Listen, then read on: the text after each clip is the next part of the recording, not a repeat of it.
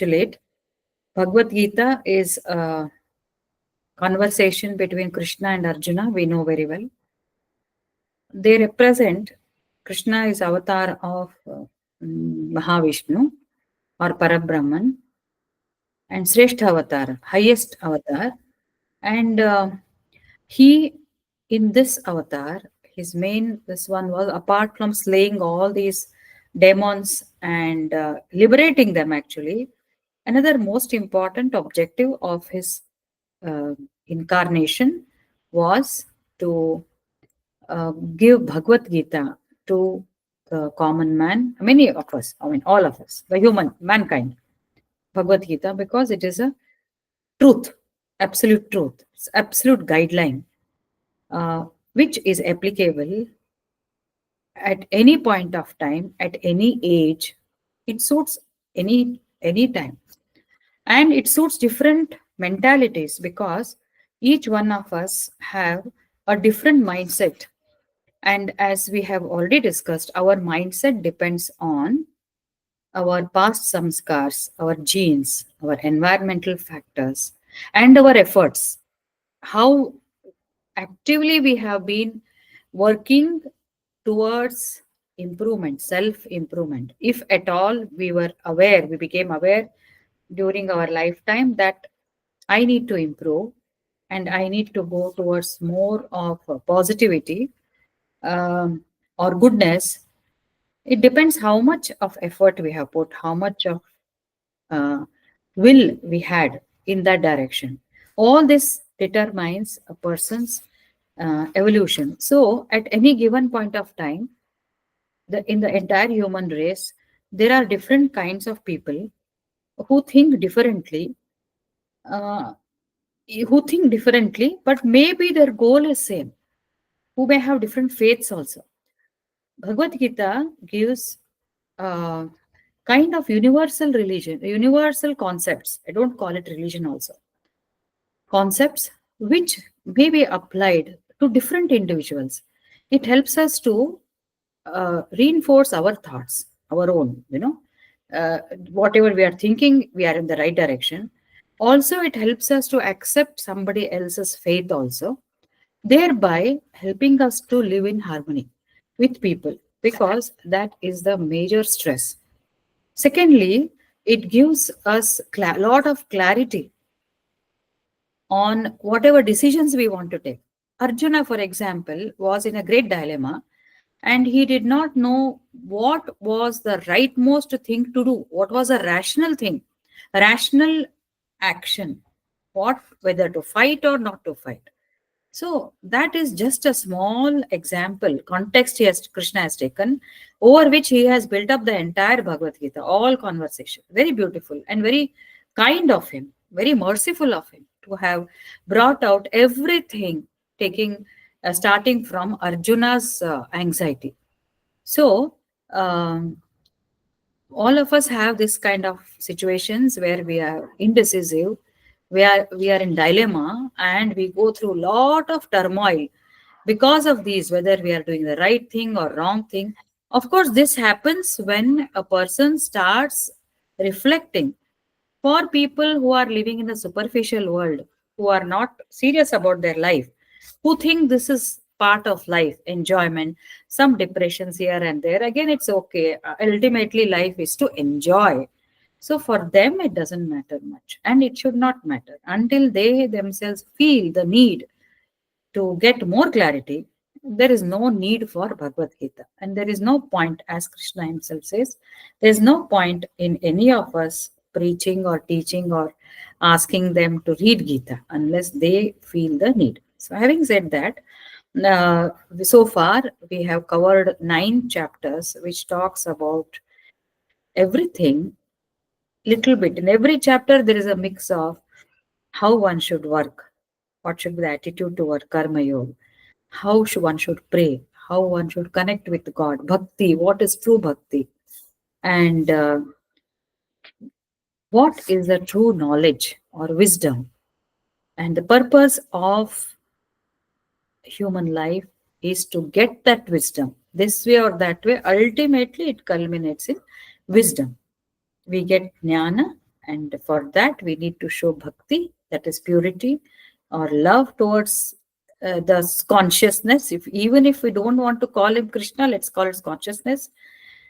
And of course, detachment towards what we are attached to at present, the worldly things, the things which with which we have conditioned ourselves. We have to let go and release ourselves and try to move in this direction towards divinity, towards the higher thing, towards our purpose of life. So with that, the progression is possible. And once we make up that mind, the entire Gita becomes very, very meaningful. So this chapter 10 is Vibhuti Yoga, and we have discussed that it is the nothing but power of manifestation, or it is the uh, variation in manifestation. We can talk like that. So it is manifestation because this chapter intends, Krishna through this chapter intends to tell us that it is not only the jivatma. That is, of course, we said that is the biggest attribute or biggest glory or biggest manifestation, that is jivatma. Apart from that, you can find me in everything under the sun. Everything I am going to sustain. Also, you find me extraordinarily manifested in certain things. So that he goes on highlighting, what am I among the Adityas? Who am I among the Rishis? Who am I among the avatars? Who am I among the plants? Who am I among the animals? So he says, I am the among the horses, I am Uchchashravas, and I am among the cows, I am Kamadhenu, among the trees, I am Kalpavriksha, Ashwatha Vriksha. Like that, he keeps on telling, giving examples. And he has told in the very beginning, I shall give you few glimpses. I cannot explain everything. It is just not possible. And he comes to that point again in today's verses. So saying, he goes on telling that, and we had come to shloka verse 30, where he says, Pralhadaschasmi daityanam kalaha kalayatam aham mriganam cha mrugendroham vainateyascha pakshinam. So I am Prahalada among Diti's progeny. If you remember, Diti was married to Kashyapa, and Diti had Hiranyakashipu, Hiranyaksha. They were Daityas. They were born as Daitya. Daitya means Asuras, but they were called Daitya because Diti's children born to Diti. Born to Aditi were Adityas. These were Daityas because they are born to Diti. And Hiranyaksha, Hiranyakashipu were the big Asuras who were totally against Parabrahma or Vishnu, Narayana. And to them, to Hiranyakashipu was born Prahalada. Somehow, Prahalada was born to him. The genes were of Daitya, but what happened was he was brought up by Narada.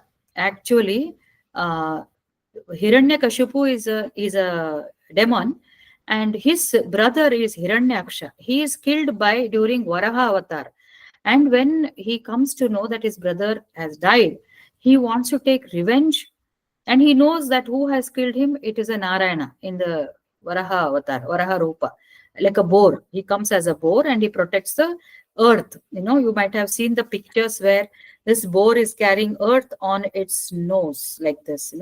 So he, during that time, he kills Hiranyaksha because Hiranyaksha would have pulled the earth from her axis. So now to take that revenge, Hiranyakashipu does lot of penance. And as I told you, whoever does lot of penance with lot of concentration, ekachitta, ekagrata, then the God will be pleased. So he pleases Brahma. Brahma grants him a boon that you will not be killed by animal or a human. You will not be killed during the day or night. You will not be killed inside the house, outside the house. So all these things he gets his boon, sanctioned, and then he starts feeling he's immortal. So during that time, his wife is pregnant. At that time, Indra wants to kidnap her because he's afraid of this Hiranyakashipu. So to prevent that, Narada Muni takes the mother, pregnant mother, who's pregnant with Prahalada. And there, during her pregnancy, during her entire gestational period, Narada keeps chanting Om Namo Narayana. He keeps talking about Bhagavad Puran stories, all about Vishnu. So that influences Prahalada. And so when he is born as a proper devotee of Narayana. So whenever Hiranyakashipu says, I am the king, nobody can kill me, there is no Narayana. So Prahalada says, Om Namo Narayana. Only Narayana is the God. He's the real God. He's above all. So he keeps saying that. And Hiranyakashipu does not agree. In the end, to prove him, Vishnu takes the avatar of Narasimha, and he comes and on the threshold, neither within the house nor outside, he sits on that threshold and he slays Hiranyakashipu. Prahalada is considered to be greatest devotee because in spite of his father arguing with him, and his father actually tries to kill him because he hates Narayana, he hates any Narayana's devotees. But still Prahalada in the end, when Lord asks him for any boon, he says, no, it's not a deal. I just want to remember you all through. And then give liberation to my father, he says. And actually, he gets liberated because Hiranyaksha and Hiranyakashipu were originally the gatekeepers of Vaikuntha. They were Jaya Vijaya. Because of a curse by Kumaras, they would have taken birth as Rakshasas and they get liberated. And that's how is the story. So Prahalada is the greatest because at a very young age, he is so much absorbed in the consciousness, and it's a very rare thing because among the daityas, that too among the asuras, he's a rare species, rare individual among this species of asuras who has been constantly thinking of Lord Vishnu, and therefore he says, I am the Prahalada among Diti's progeny. Because wherever there is more of bhakti, and others also will see, and of the measures, Kalayatam aham, Kalaha Kalayatam aham, those that regulate and measure the things, I am the time. Time is a measure of a particular period, isn't it? So always that time has got some special significance. The minute the creation starts, the Parabrahma becomes a time in the form of Kala Bhairava, Shiva. Actually, Shiva is representative of time, but he is nothing but manifestation of Parabrahma or Sri Krishna. We don't differentiate Shiva and Sri Krishna. So he says, I am the time among the things that are used to measure. I am the highest. And he says, Mriganam cha Mrigendroham. Among the animals, I am the lion, because we know we call him as king of the forest. Vainateyascha Pakshinam. I am among the birds, I am Vainateya. Vainateya means Garuda. So it's highly respected because Garuda is the bird which takes always, he's considered a vehicle on which Lakshmi moves, on which Vishnu moves. So he says that. Then Pavanaha, this also we have done. Pavanaha Pavatamasmi Ramaha Shastrabhritamaham Jashanam Makaraschasmi Srota Sam Asmi Janhavi. Of all the purifiers, I am the wind. Purifying things. What are all those which purify? Wind is the one which is, water is a purifier, wind is a purifier. So among all wind, because it keeps blowing and it's considered to be highest. And Rama among the warriors. Rama is considered to be a great warrior who had, why he is called great warrior? Even Arjuna is a great warrior. Rama had a discretion of using the highest weapons only when it was required. He was capable of extreme because he's incarnation and he had all kinds of weapons given by Shiva and so many things. So, but he had that discretion. So he's considered as the greatest warrior always. Previously also we have referred to Rama. And among the fishes, I am Makara. Here, Makara, actually it is taken in different mm, commentators have given different. Makara is, word meaning is crocodile, but in Puranas, Makara is used for shark, big animal which can swallow others. So it's one of the highest. And among the Srota Sam is of the streams.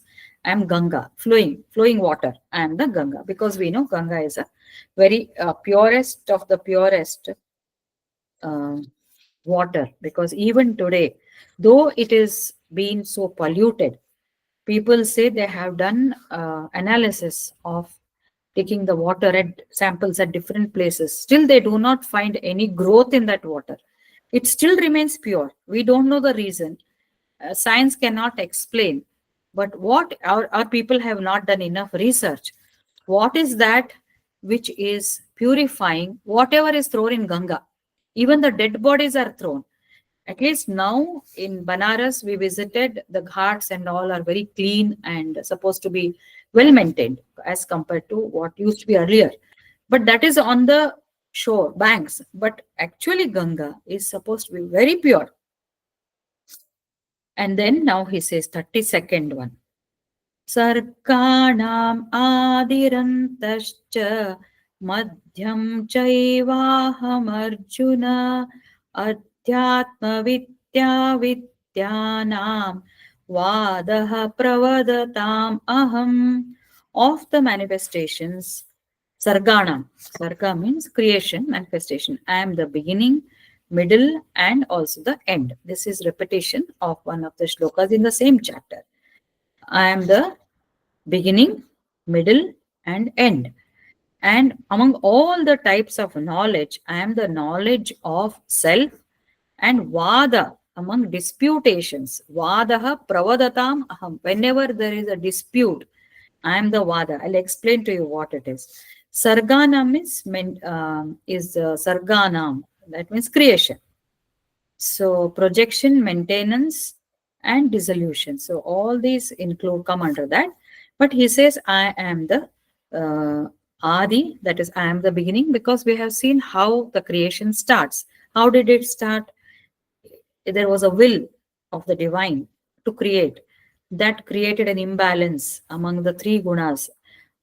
Mahat Tattva he creates through his Yoga Maya. First, he creates Mahat Tattva, and that there is a tilt of Sattva, Tamas, Rajas. That means the what I should say, the composition of this entire what I should say, the beginning is goodness, passion, and ignorance. These are the three faculties that we call it as gunas: Sattva, Rajas, Tamas.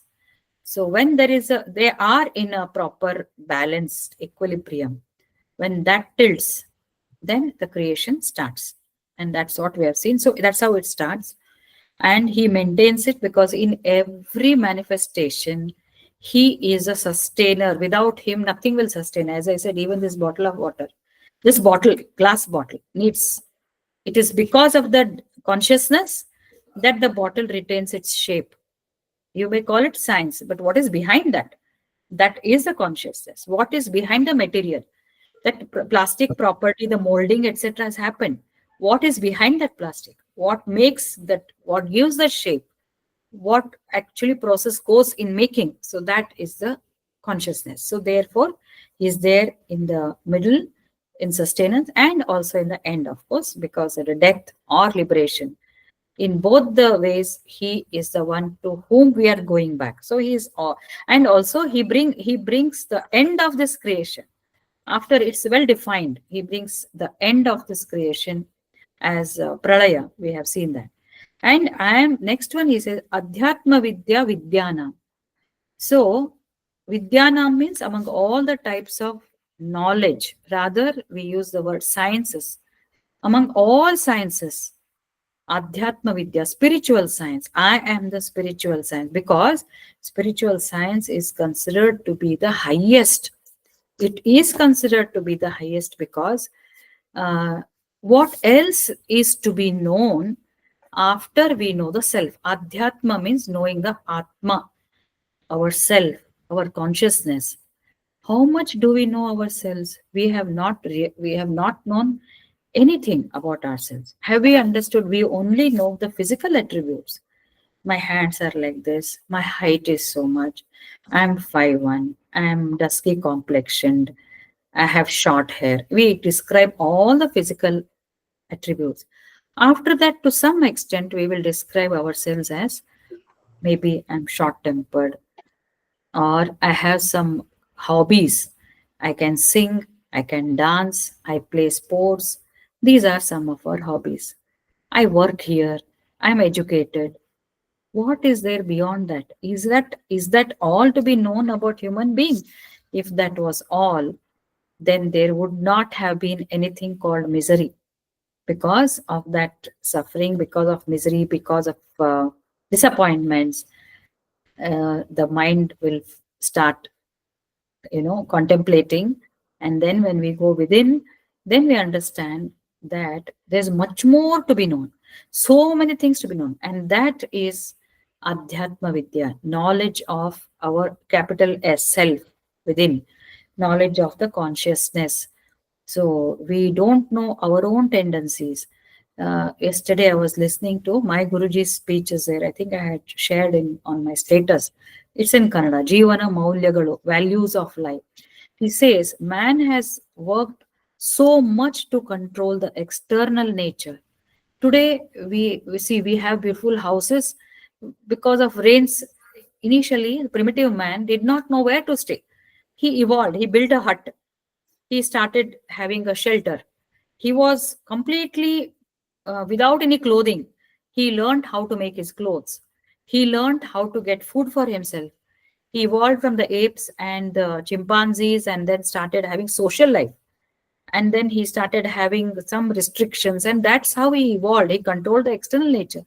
What about as he grew, he had those tendencies within him, but he never thought internally. So we have conquered the external nature, external forces, everything. But what about our internal nature? My Guruji has used exactly these words, and Upanishads are asking this. Man's the effort should be to control your internal nature. We should be able to see, observe our first, before consciousness, we should be able to observe our emotions. Why am I getting so angry? Why am I feeling so depressed? What is that which is causing me? If we start learning, if we learn that, that is the first step of adhyatma. That's the first step of exploring within, going internal nature. Then you will understand that it was baseless. I was anxious for no reason. I was angry for no reason. Nothing was so important. Why did I lose my temper? So, as and when you go, so what is that which is telling this? Which is that's another higher mind, buddhi. And you go beyond buddhi. You start understanding more. You start meditating. You start exploring that something is there which is a guiding force. And as more and more I go within, more and more I am becoming wiser. So, from where is this wisdom coming? These are some of the thoughts that lead us to Adhyatma Vidya or spiritual science. Let me not react. Let me be more silent. Let me be little selfless. Let me serve more. Let me show less anger. Let me control myself. So, these things, if it starts making you feel better and lighter and wiser, more than anything, wisdom. If you start becoming wiser, then it is a clear indication. And this is the indication. This goes to prove that there is something which is shining, and that is the pure consciousness. So if we learn to taste that, or if we develop more thirst and hunger for this kind of exploration, then we are in the right path, and we are becoming purer, and consciousness is manifesting more. That means it's approaching. That is what he calls it as grace. This is the journey of, or this is the school. This is a learning process of Adhyatma Vidya, which is what we are all exactly doing. We are in that path. So Sri Ramakrishna says one story. I have told this, but I would like to repeat because it's relevant over here.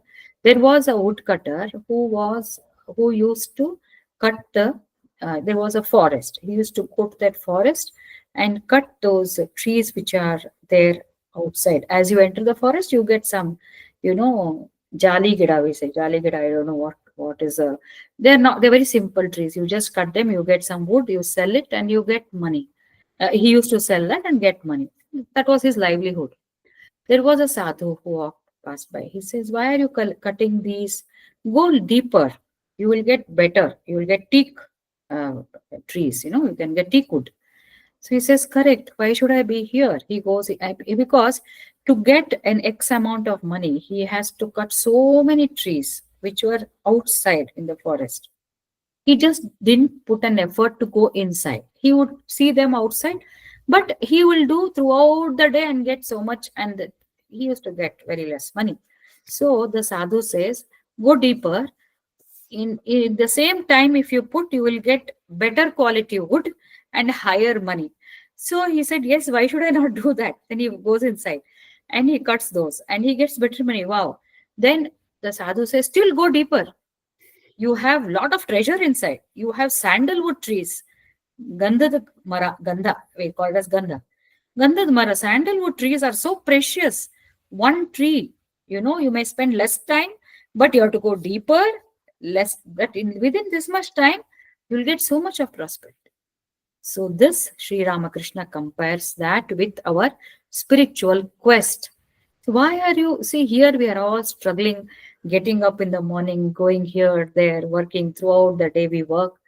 We have to, because that's our, livelihood and our profession, our work responsibilities, all that. So, but along with that, try to go deeper.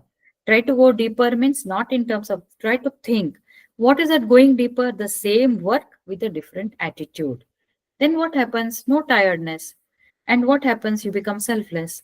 You become helping. You can get connected with divinity, more consciousness, more productivity, more promotions.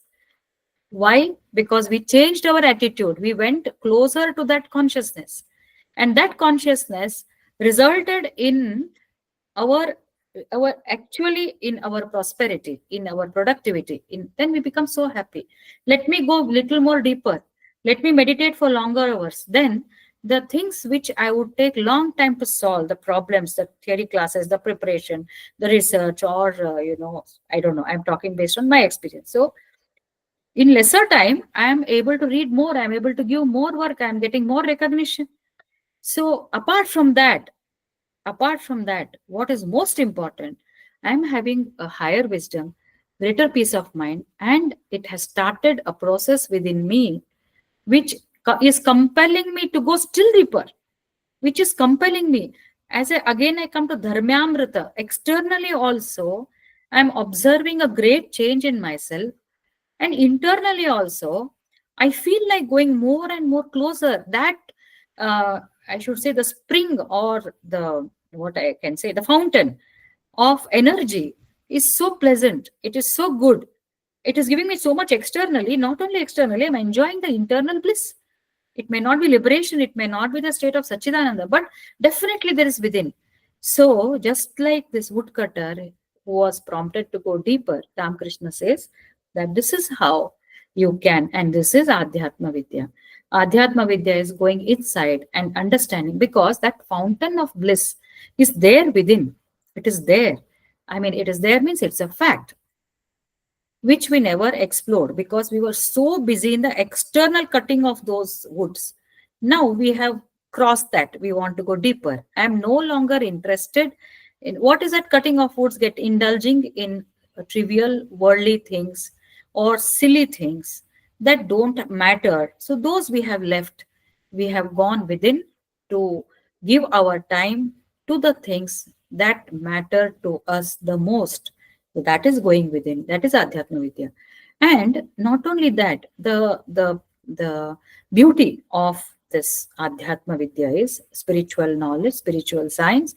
Knowing this, Swami Vivekananda says, this is one knowledge, knowing which you will know everything, because that is the source of all sciences. That is the source, because it is complete in within itself. It knows every science. You can experiment this. As you meditate deeper, your understanding of your own subjects becomes so clear, so clear. Your methodology changes, your approach changes. So everything, because that consciousness is within a complete, it's complete within itself. It does not have to learn or accumulate, nothing. That is for our lower buddhi. Read from here, prepare notes, retain. No. If yours, that is why if you see some sadhus and all, they know so much of anatomy, so much of physiology, they know so much of molecular level, they haven't learned. And how did they come to know? Because of this Adhyatma Vidya. So, Adhyatma Vidya or the spiritual science is complete within itself. It does not need any external information.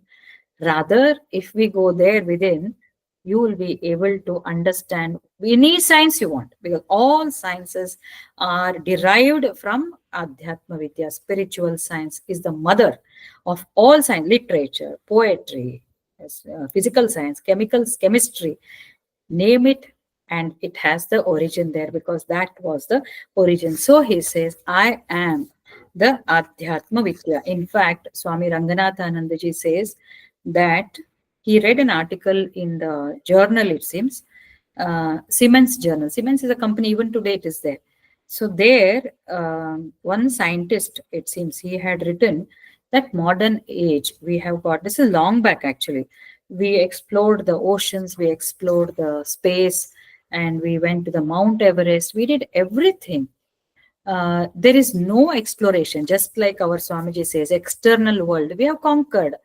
But there is one exploration waiting to be undertaken. What is that? Our own consciousness. What is behind this mind? What is behind this mind? What is behind this knowing process? Exactly, he refers to this Adhyatma Vidya. So, who is that known? Who is that person? Is it a person? What it is? It's a deep mystery. So, that he says.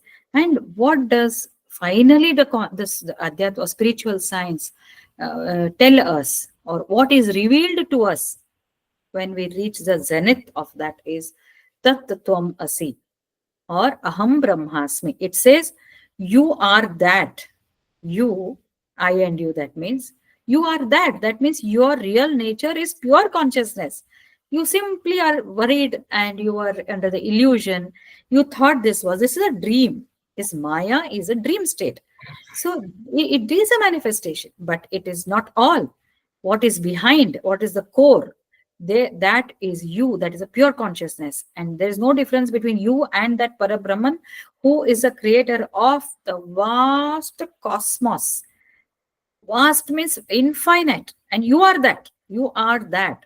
Imagine if we realize that, what will be our position and how blissful we may be. So, this knowledge, this science takes you to the highest dimension, which has no limits, which leave alone the solving a problem or invention or innovation, what we are talking. That is nothing. You can innovate anything because everything has originated from you alone, says our Vedas. Bhagavad Gita. Adhyatma Vidya is understanding that I am that consciousness. It takes you there. That is going deep within the forest. Exactly that. So Krishna says, isn't it interesting? Because what is this is the highest truth. We are looking for some artificial jewelry, whereas within we have a great treasure of so many gems. And Sri Ramakrishna also gives as an analogy, it illustrates, saying when you swim, don't swim for small fishes and all that. Go deep. There are hidden treasure. There are so many gems, precious emeralds, diamonds, everything. It doesn't mean that. What he says is when you go deeper and link towards that consciousness, that bliss and that knowledge and that wisdom is tremendous. So that is Adhyatma Vidya. Then one more very interesting. He says among the dispute, I am Vadaha Pravadatamaham. Vada is what colloquially we know, no? Vada hakbada, Kannadadalli helte, Vada madbada. Vada means don't argue. But actually, Vada is whenever there's a dispute or an argument or discussion, it can happen among the enlightened people, knowledgeable people.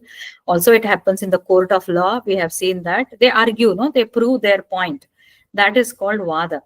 But Swami Ranganathanji has given beautiful levels of these arguments. He says there are three types: Vada, Jalpa, and Vittanda. Vada is the actually it is a highest. I mean, it is a very rational way of argumentation, arguing.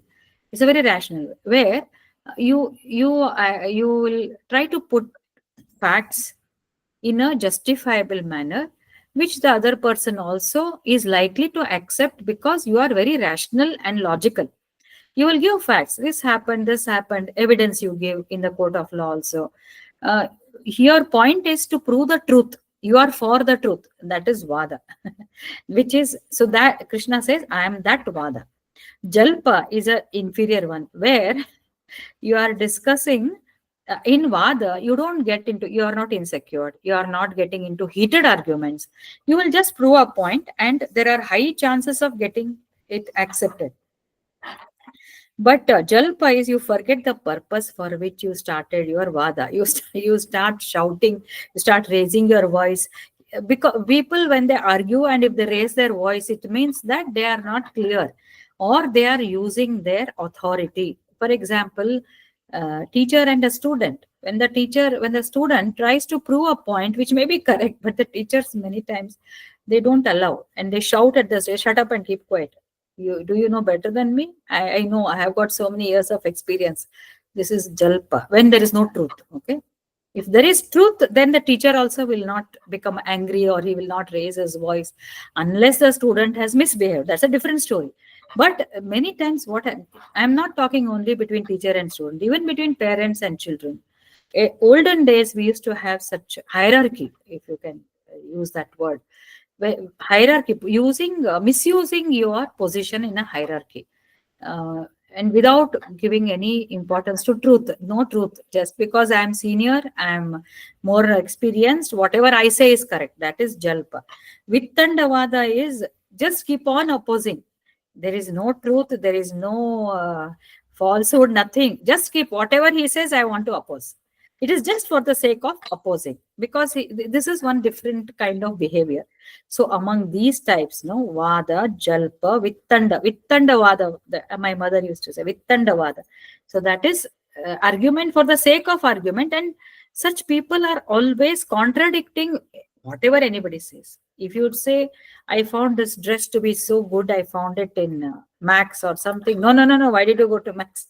You should have gone to Unlimited. You should have gone here. There it is found in. And we have seen, no, commonly this happens. So there are categories of such people. So he says among them, Vada. So Vada is when, for example, Shankaracharya and Mandan Mishra, beautiful Vada. They keep arguing over Atma. There are some YouTube lectures on that about Advaita. They Atma. They start discussing, and that time with lot of facts and supporting citations, they argue for the truth, for the knowledge. That is Vada. And Krishna says, I am that Vada. So I am the Vada, I am the Adhyatma. And apart from that, Adihi Antascha Madhyam. So this is about this shloka. Aksharaణam akarosmi dvandva samasikasya cha ahamevakshayah kalo dhataham vishwato mukha. Aksharanam akarosmi. Among all the letters, I am the letter A, not A, because we have A in English, ABCD. If you start alphabetically, the first alphabet is I am that. And among all the samasa is a grammatical term in Sanskrit, where I cannot go deep, though I have studied it. There are different, when they combine two words, no, and you give a meaning for that, that becomes a samasa. And one more is sandhi. Okay, there are different types of samasa. Sanskrit is one of the most evolved language in the world as far as grammar is concerned. And I was lucky that I have learned Sanskrit for few years. I'm not a master. I can understand the basics given in Bhagavad Gita and Bhagavad Purana. Little bit I can actually comprehend what they're mentioning. I'm not, but I don't know why I could not find a reference. Why he says Dvandva Samasa. Samasa, we have Shashti Tatpurusha Samasa. But I think Peter is learning Sanskrit. Peter, have you learned Samasas in Sanskrit grammar? No? I don't know samasas. Samasas, okay. You are learning Sanskrit, right? No, not currently. Not correct. Okay. So when you learn Sanskrit, they will tell you about these samasas and sandhis. So Dvandva Samasa. I don't know why he calls it as a highest, but Let's take it there. I'll come back. I have to yet to discuss with my Guruji. I'll come back with that. Then aham eva kshayaha kalo. Again he says, I alone am the inexhaustible time.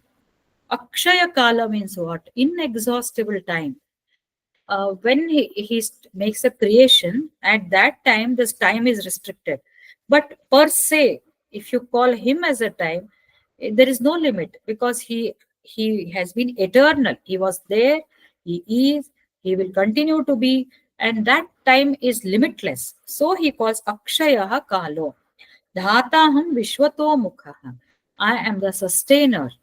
I am the sustainer because whatever you do, I give reward to that. And again, you keep doing, again, I give. Because we earn money, we go work, we get the money, we again buy land, food, everything for us. And again, we continue to work. So all this is by him only. So he is sustaining us in this grihasthashram. And I am the Vishwato Mukhaha. Vishwato Mukhaha means I am all formed. That is one of the this thing meaning, which is given Vishwato Mukhaha. Aham eva Akshayaha. I am inexhaustible time. And also, I am Vishwato Mukha means I am seeing all the sides. Mukha on Vishwa, my face is turned in all the directions. That means I am the observer of everything that goes around me. Next, Mrityu sarvaharashchaham udbhavascha bhavishyataam kirti shrivakcha narina smriti medha dhruti kshama. Beautiful shloka this is. First one says, I am the all-consuming death. So here, in the previous he told, Adi, Madhya, Anta. So death is Anta. So I am all consuming. Death can be called as Anta or also Adi. It can be end or it can be beginning, because just as something ends, that marks the beginning of another thing. So he says, I am all consuming death. Mrityuhu sarva haraschaham. And haraschaham means, sarva haraschaham means all consuming. I am all consuming. Mrityu. Udbhavascha bhavishyatam. And the prosperity of those who are to be prosperous. If we are prospering, that prosperity, you see me in that prosperity. That prosperity is a principle. You see me in that. And of the women, I am the fame, prosperity, speech, kirtihi, shrihi, vak. Vak means speech. Cha narina, among the women. Smritihi, memory. Medha, intelligence. Dhrutihi, endurance. And patience. So, I must thank Krishna for describing a woman with all these attributes. So, his vibhuti in women, look at that. This way we can take. In women, his vibhuti, his attributes, whatever we have, actually we are the feminine gender, is born with these qualities. Feminine nature, gender is similar to masculine. Men and women, we call that we claim that we are equal, we should be equal, we should be treated with respect, everything is fine. But look at these qualities which we might not have understood ourselves, which he's bringing out. So he says, I am the fame, Narina. Among the women, of women, I am the fame. Does woman, is every woman famous? What is the relationship of fame with woman? Why is Krishna saying, I am the fame in woman? Because the woman has the ability to bring fame to herself, to her family, to the society, to the nation. At the same time, she can be the cause for infamy also.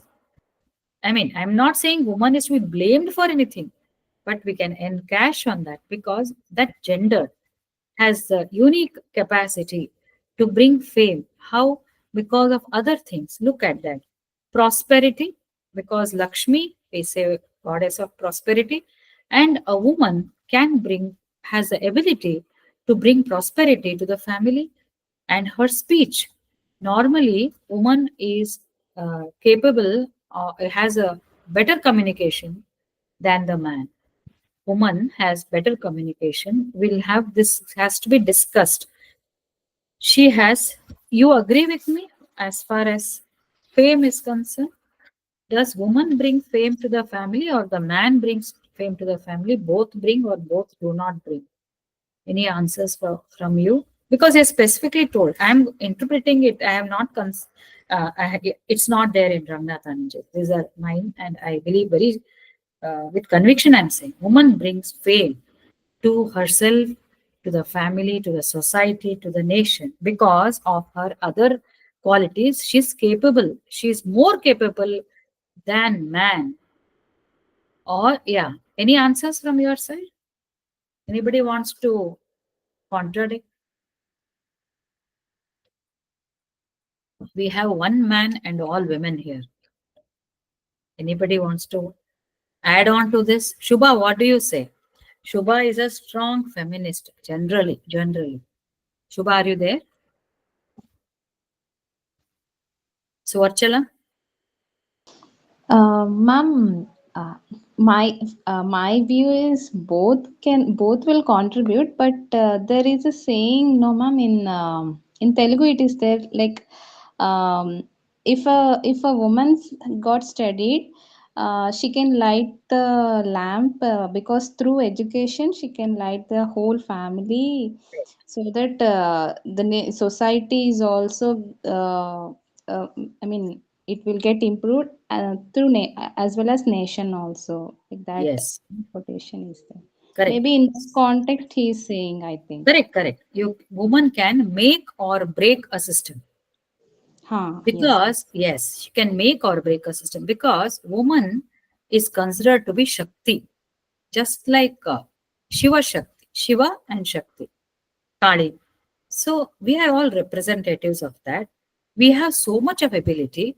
If it is utilized in the right direction, you can see, for example, she need not herself bring the fame, but if she supports the family, if she supports her children and her husband, or if it's in a family, or her father, or anyone in the family, father-in-law, anybody, she can be a great support to bring fame to that person, which she will consider it as her own.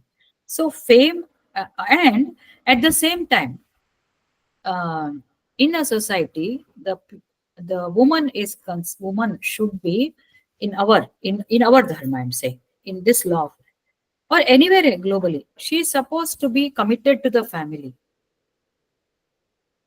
She says if she becomes selfish, if she gets distracted by her senses, though she is leading, let's say, I'm just giving an example, non specific in my mind.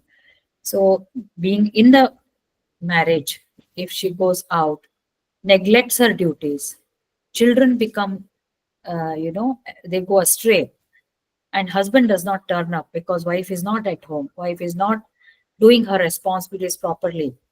I'm talking about homemakers, which is a profession by itself. So what happens is the entire family gets deranged.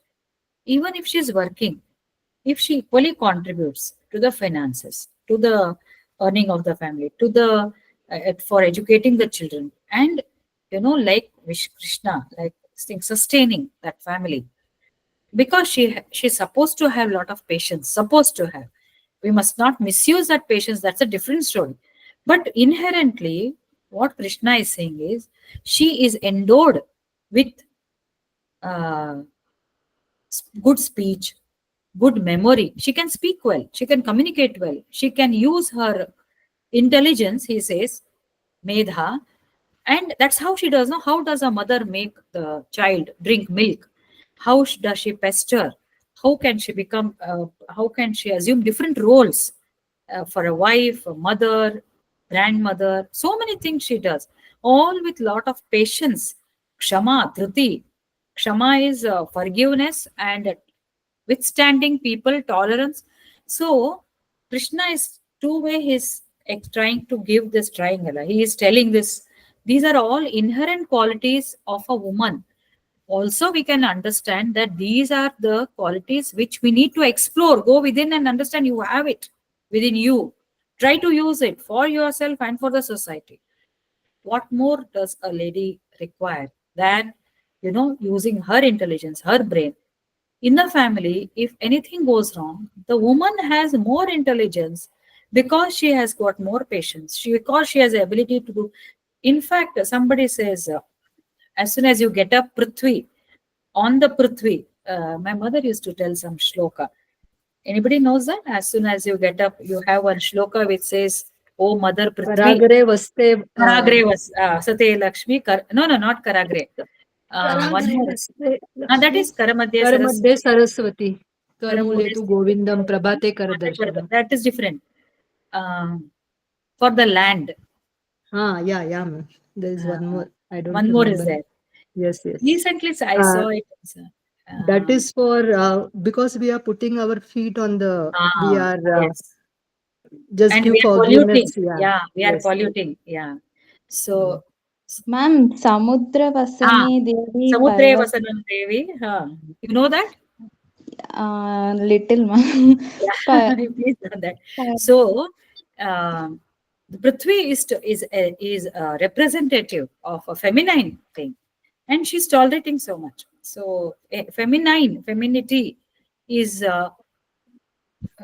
connected with all these qualities, which we have to explore, and we should take them as our strength, not weakness. Any situation in the family, society, country is manageable as long as we explore these qualities. You can challenge me if you want. These you can give n number of examples. Use intelligence to handle. Woman is endowed with a different kind of intelligence because she is embodiment of Ma Kali, Ma Durga, whatever you call it.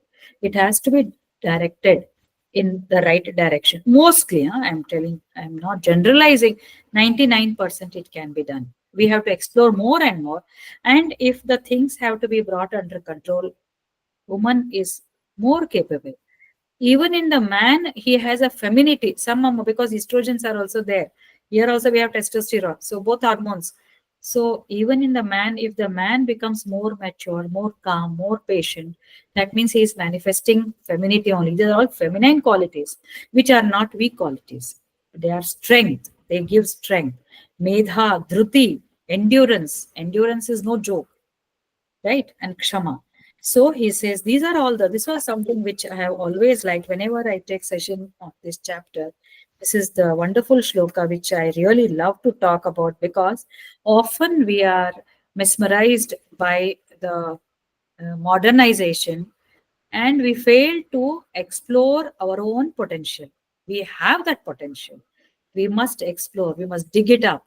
If you believe in this, and when you dig, you find you are much more capable than what you are at personal as well as in the professional front. So, having said that, we go to the first statement. He says, Mrityu Sarva. Mrityu, one more, little more I wanted to say. Mrityu, I'm following. I'm Mrityu Sarva Harascha Aham. So, um, he keeps coming. Mrityu is the final act of time, actually. Final act of time. Mrityu, it's death. It's following. Why should we be scared of death? We should not be, because he's here this statement. I am the death, he's saying. I am the death. So when the death comes, he is coming. Why should we be worried or we run? But mostly we are afraid of death. But if you, Devaki, it seems she has told one statement. Everybody is scared of death except anyone who is at the feet of the divine. If you are at the feet of the divine, you are not scared of death, because divinity is in birth, divinity is in the death, divinity is in the life beyond death until we reach Pitru Loka, all those lokas wherever we are. So we know we are holding his feet. Who is holding? Not these physical hands. Our mind is holding.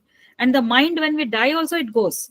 You know that in the subtle body, the mind is very much there with all the impressions, with the bhakti. That bhakti keeps going. And we are with the divine as we leave the body. So we should not be scared. So if we understand and concentrate on the atman, on the consciousness, and we are focused on that, then death will not perturb. Death is the highest fear. The highest among all fears is the fear of death. If you overcome that fear of death, keep practicing, because death can come at any time. We are not sure how long we are going to live. This moment I'm speaking, next moment I may die of a massive MI, heart attack. We never know.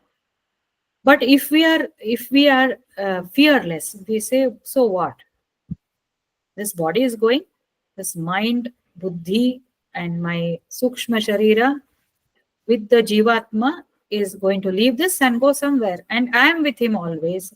And I am, if we keep telling, I am that Aham Brahmasmi, I am the Sachidanand, then there's no fear. And if you overcome that fear, then everything else in this world are very trivial, very silly. Only the fear of death is the highest fear. Therefore, they say this Atma Vidya, spirituality. Somebody was asked, can you define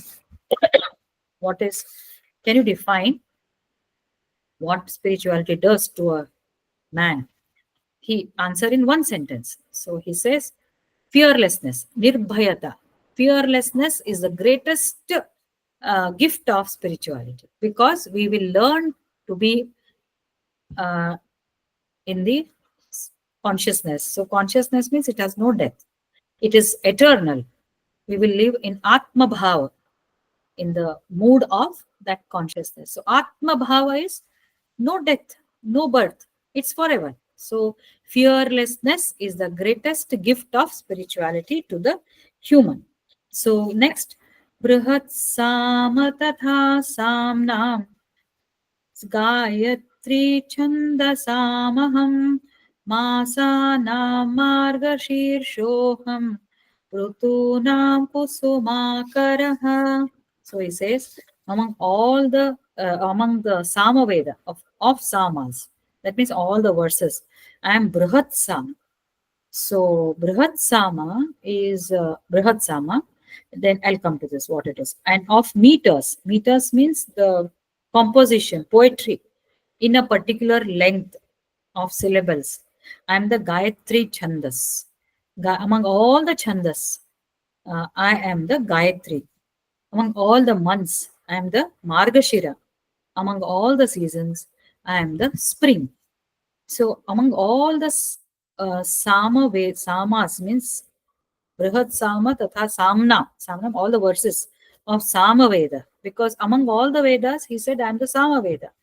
Among all the Samas, in the Samaveda, I am Brihat Sama. Which was Brihat Sama? Brihat Sama is a hymn attributed to Rishi Bharadwaja, it seems, in praise of Indra. I got this reference from another text.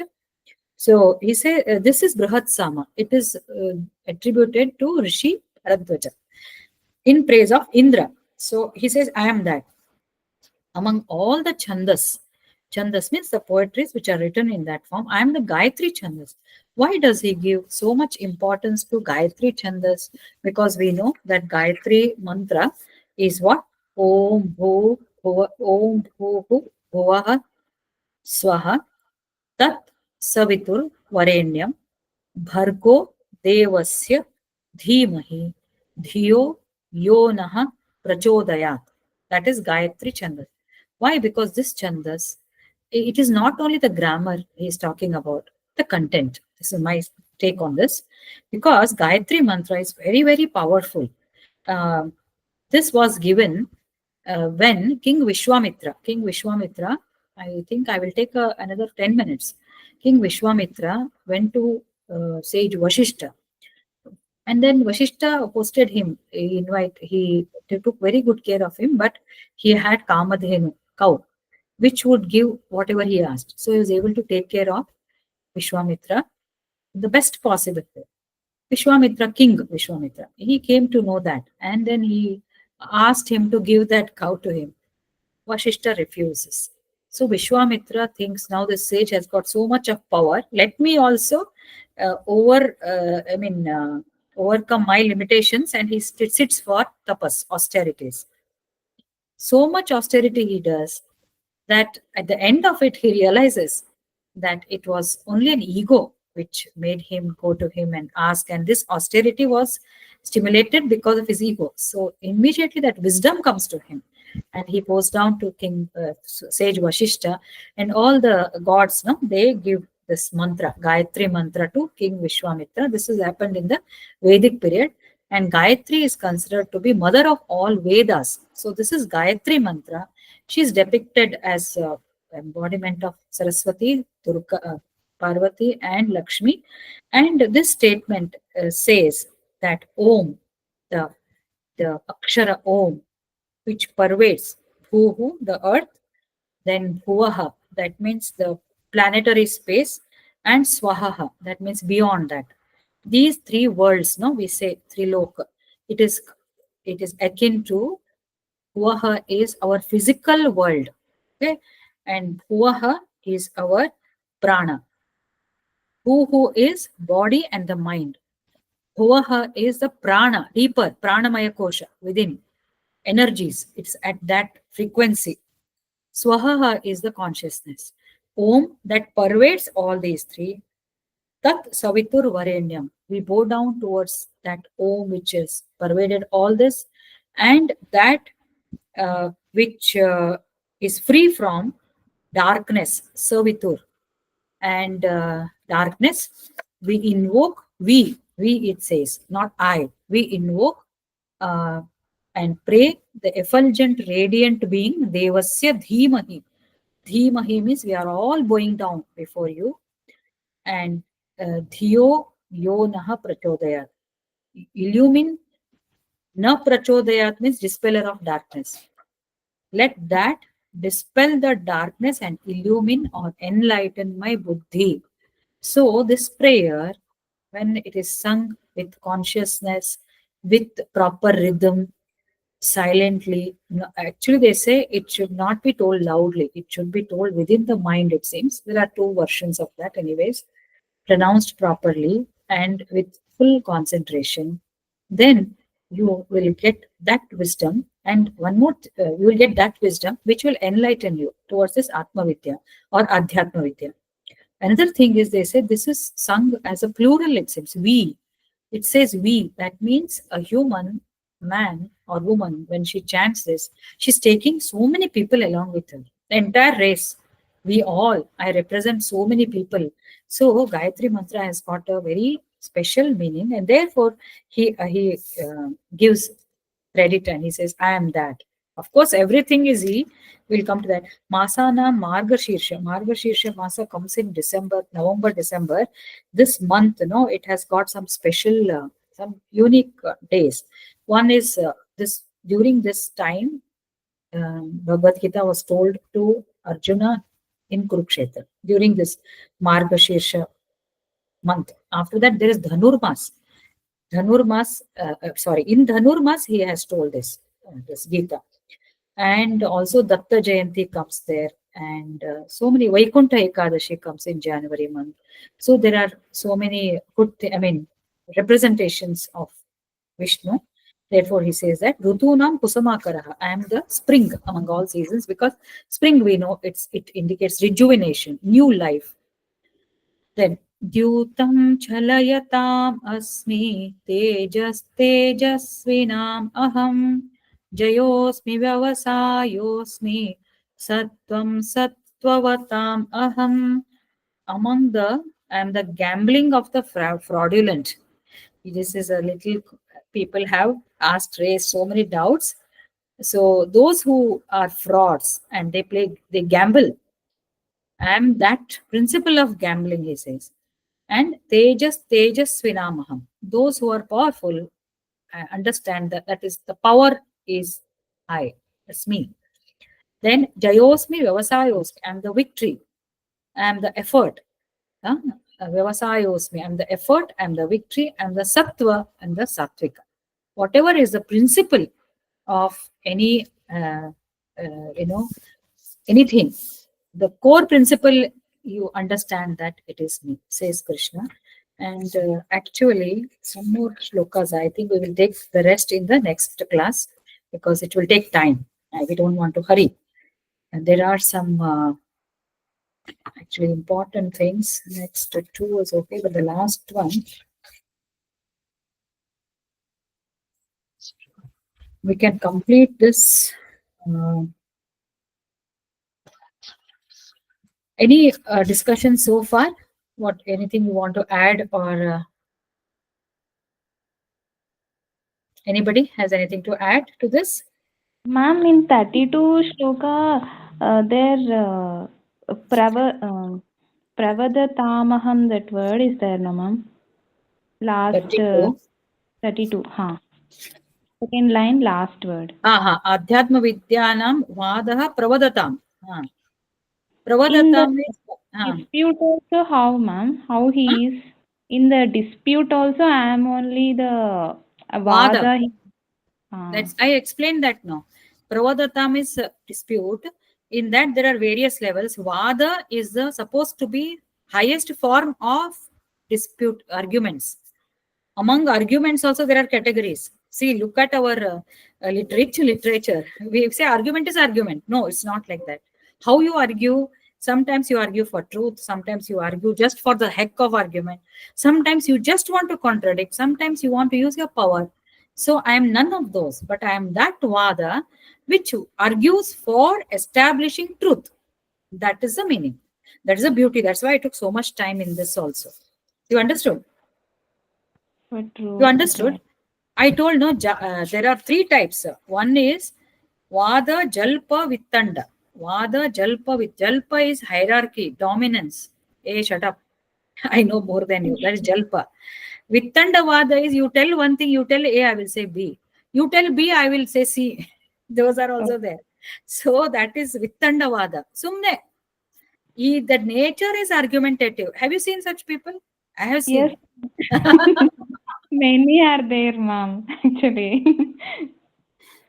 That is why he's bringing this is Rangnath Anandji's commentary. I really love this part. So, and some are like, hey, keep quiet. Whatever I say is right. That is not. That is Jalpa, it seems. Vada is whether you are elderly, whether you are young. What is truth? I bow down before. See, Shankaracharya, when he met that Chandala, no, he says, you move that side. You are making it impure, he says. Then I thought you were Advaitist. I thought the same consciousness was within you and I. But you are saying something different. He says, which is truth, Guruji? What you are telling now, or actually what you have told earlier? Then Shankaracharya bows down before him. So that is Vada. He accepts because this man brought that argument with facts, with the truth. Vada is for truth, he says. Okay. So Vadaha Pravadatam, among Pravadatam. Pravadatam means arguments, dispute. I am the one which goes for the truth. Among the arguments, wherever the people are arguing and establishing truth, like in court of law, truth, real court of law, not criminal cases and all. So there I am the Vada. Vada means that. Vada is not argument. Vada is the argument which is in favor of truth. Truth. Oh. Yeah. So I like that commentary. I did not find similar commentary anywhere. Yeah. Anybody? Peter, you wanted to say something? Yes, I appreciate that comment and the question about Yes. Vada. Yeah. But in 1032, I think, not 1032, no, excuse me. Among the feminine qualities in 1034, it's interesting that often Krishna will give the opposite, the feminine, then you might expect the masculine, but here he does not. And also it made me think of Radha. Yes. Of course. Yeah. He's a super intelligent guy, all said and done. And it's his own creation of the woman. And it's a Prakriti. Man and woman are part of Prakriti only, but that's how they have designed it. So that's how. And Radha is often considered Mula Prakriti. Mula Prakriti, very good. Very good. Yes. Mula Prakriti. Actually, woman closely resembles Mula Prakriti. Woman is close to Prakriti, and Prakriti is very powerful. Very powerful. Good. Anyone else? Padmini, Shubha, anything you want to add? Nothing, ma'am. Okay. Okay, so I think we'll continue in the next session because there are two shlokas. So before I conclude, we are through spirituality, what we are actually gaining is that if you think of the vibrations or frequency, this point was discussed some time back. So God, holy people, or people with high spiritual knowledge or spiritual practices, what's the difference between an average man and them is the thoughts are so high or such high frequency, so they vibrate. We say that no, they vibrate. So as and I mean, more and more we go, we elevate ourselves, our frequency also matches, and the highest frequency is that of the consciousness, which is pervading everything in this world. So at that point of time, when we reach that, through all these practices and developing a good behavior, both should go hand in hand. They will. If you truly, sincerely, if you study Gita and implement it, we will become better externally as well as internally. So what is that betterment? We become better means our mind vibrates at a different frequency, at a higher, we can call it as a higher because it is merit wise, it's a higher frequency. So this we should keep on doing consistently, and at one stage it becomes one with the conscious. Just like Suvachala has put today about Janak, surrender is the ultimate. There's one young girl, very small, I don't remember her name. Anybody remembers? She talks about Gita. She's about 7 years. Profound knowledge that really speaks about, she's a child prodigy, maybe the carry forward of previous janma, previous birth. So she says, what is the best lesson from Bhagavad Gita? Surrender. Egolessness. Surrender your ego. Don't think we know everything. We don't know anything. In spite of discussing so much, it is just a minuscule of what really we are expected to know. And that will come not by reading books or listening, reading, discussing is only it's a like a nursery and UKG. More happens when we start exploring and practicing. It comes with practice and it comes with more realization internally. At that point of time, I mean, nothing can stop us. So with that, we wind up for today's session. कायेन वाचा मनसेन्द्रियैर्वा बुद्ध्यात्मना भा प्रकृतिस्वभावा करोमि यद्यत् सकलं परस्मै नारायणायेति समर्पयामि. पापोऽहं पापकर्माहं पापात्मा पापसम्भवात् त्राहि मां कृपया देव शरणागतवत्सल. अन्यथा शरणं नास्ति त्वमेव शरणं मम. तस्मात् कारुण्यभावेन रक्ष रक्ष रमापते. ॐ सहना भवतु सहनौ भुनक्तु सह वीर्यं करवावहै तेजस्विनावधीतमस्तु मा विद्विषावहै. ॐ शान्ति शान्ति शान्तिः. हरिः ओं तत्सत्. श्रीरामकृष्णार्पणमस्तु. श्रीकृष्णार्पणमस्तु.